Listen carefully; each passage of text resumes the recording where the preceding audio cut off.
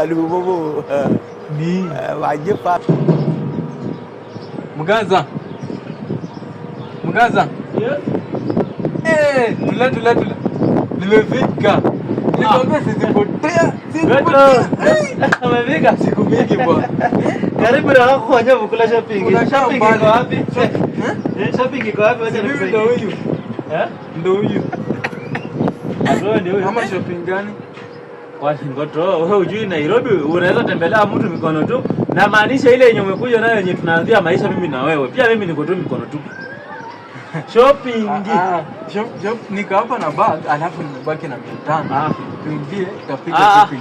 Hiyo story ya 500 naenda ununue huko Changana miwa huko Ushago kukoni. Hii ni Nairobi ngoto. Hii ni rent nalipa, hii ni nyumba yangu.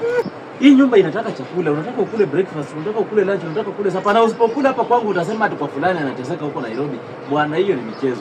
Wewe ngoto, kama unawezi kuja ukijua unakuja Nairobi, go back home. Enda usaidie shosho kupalia miogo. Basi nitapiga simu atume.